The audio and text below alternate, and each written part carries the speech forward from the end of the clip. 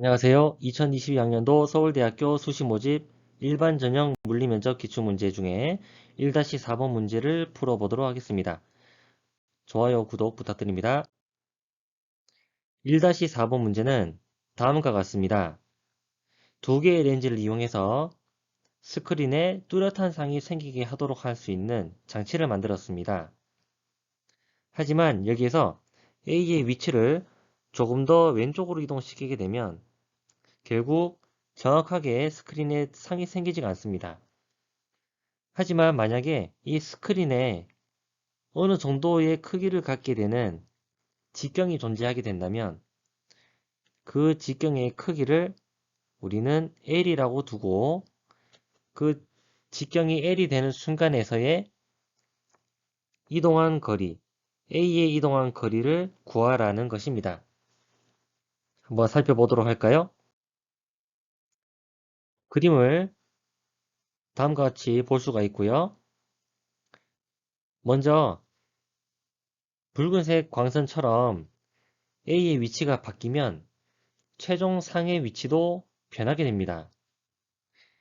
이것은 렌즈 방정식에서부터 알 수가 있는데요. 자, 이와 같은 렌즈 공식이 있었죠?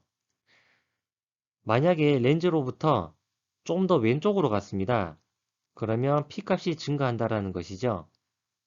그럼 결국 I 값은 작아집니다.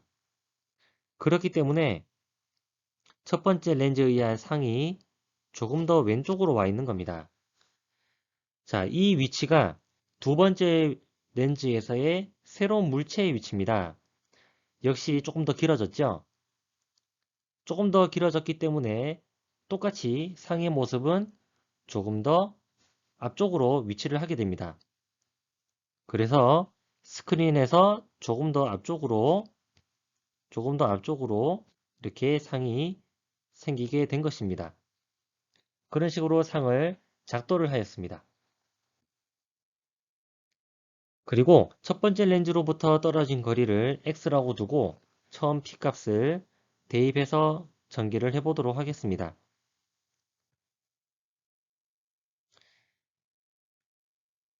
자, 그럼 x와 l까지의 관계를 알아보도록 할 텐데요.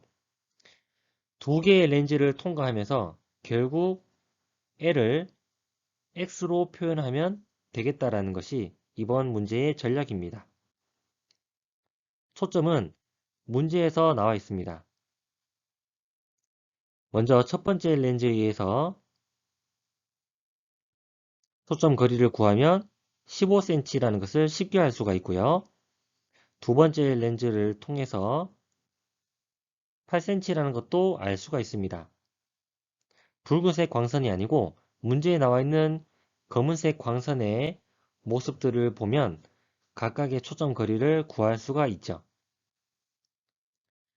첫 번째 렌즈를 통과한 빛에 대해서 그러면 식을 전개해 보도록 하겠습니다. 자, I1으로 결국 P와 F를 한번 변환시켜 봤는데요. 결국 덧셈과 뺄셈 그리고 통분을 이용해서 정리를 하다 보면 결국 이런 꼴로 나타나는 것을 알 수가 있습니다. 이 꼴을 잘 기억해 놨다가 계속 전개할 때 쓰도록 하겠습니다. P값이 첫 번째 렌즈로부터 떨어져 있는 물체의 위치이기 때문에 X로 표현을 했고요. 포커스가 15cm였기 때문에 식에 대입했습니다. 자, 이렇게 되면 I1 값이 결국 X로 표현이 되었습니다. 자, I1의 위치는 여기였습니다. 떨어진 거리가 X로 표현이 되었습니다. 그리고 담은 꼴이 있는데요. 삼각형이 보이나요? 작은 삼각형, 그리고 담은 꼴인 큰 삼각형이 있습니다. 이 두 삼각형의 담은 꼴을 이용하면 8cm와 그리고 I1, 그리고 D와 60 빼기 I1 각각의 선분의 B를 알 수가 있습니다. 그럼 D도 역시 정리를 해서 I1으로 표현할 수가 있는데요. 자, I1으로 표현한다는 것은 곧 X로 표현을 할 수 있다는 뜻입니다. 나중에 X로 대입을 해보도록 하겠습니다. 렌즈 2를 지나는 광선에서도 우리는 담은꼴을 확인할 수가 있습니다.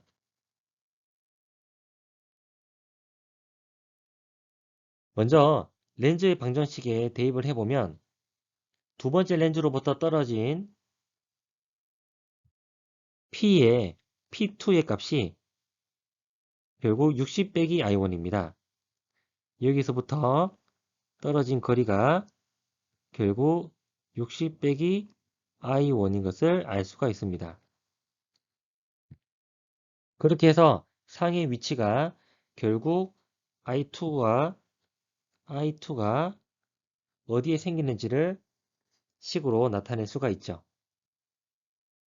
그리고 여기에서도 지금 삼각형이 보이는데요. 자, 큰 삼각형이 하나가 있고요. 그 다음에 작은 삼각형이 있습니다. 이 두 삼각형의 담음비를 이용하면 D분의 L 그리고 I2분의 10-I2 이런 식으로 밑변과 높이에 해당하는 비례식을 볼 수가 있습니다.